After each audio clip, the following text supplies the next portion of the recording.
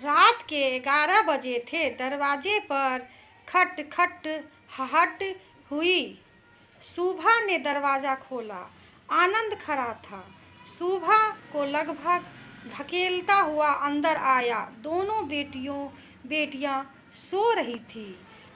Doctor से मेरी बात हुई है, कल जांच के लिए चलना है। अगर लड़की हुई तो एबॉर्शन की डेट ले लेंगे। आनंद ने लगभग निर्णय सुनाते हुए कहा।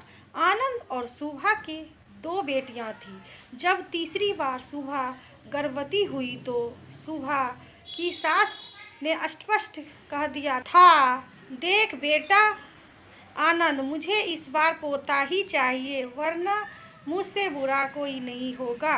सुभा तीसरी बार बच्चा नहीं चाहती थी, किंतु आनंद और परिवार की जिद के कारण उसे मानना पड़ा। किंतु वह एबॉर्शन किसी भी हालत में नहीं करना चाहती थी। अंत उसने आनंद का प्रतिवाद किया, चाहे लड़का हो या लड़की, मैं एबॉर्शन नहीं कराऊंगी। पागल हो, 3 लड़कियों की पढ़ाई और शादी का खर्च कैसे पूरा होगा? आनंद ने गुस्से में कहा। क्योंकि लड़का होने पर क्या खर्च कम हो जाएगा? सुभा ने व्यंग करते हुए कहा, लड़के से हमारा वंश चलेगा।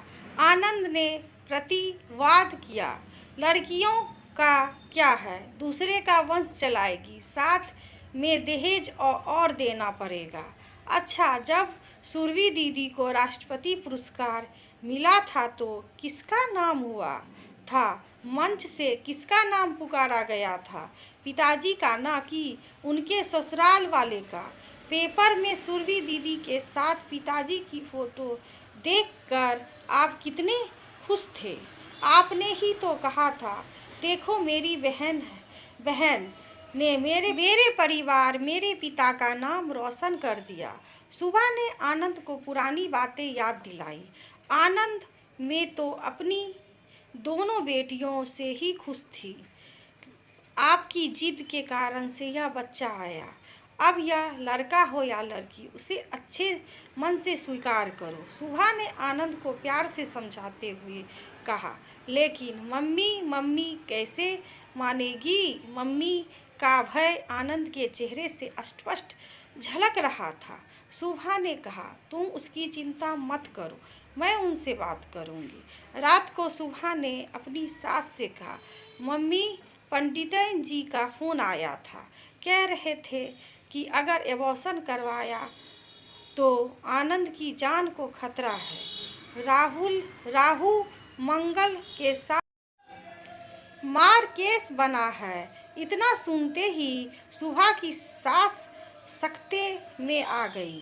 नहीं बेटी, हम एबॉर्शन नहीं कराएंगे, चाहे बेटा हो या बेटी। पंडितन जी से कहना वे कोई पूजा वगैरह कर दे ताकि ये अलह टल जाए।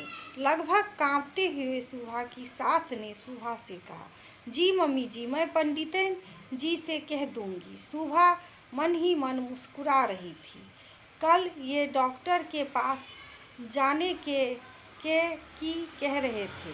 सुभा ने डरते हुए पूछा, नहीं, कोई ज़रूरत नहीं है डॉक्टर के पास नहीं जाने की। लड़का या लड़की, हम दोनों मंजूर है। सास ने अपना निर्णय सुना। सुभा सोच रही थी कि हर माँ को उसकी संतान कितनी प्रिय होती है। यह उसकी सास ने साबित कर दिया। आशा करती हूँ ये कहानी आपको अच्छी लगी होगी। अच्छी लगे तो लाइक करिए, सब्सक्राइब करिए, शेयर करिए दोस्तों। थैंक यू वीडियो देखने के लिए।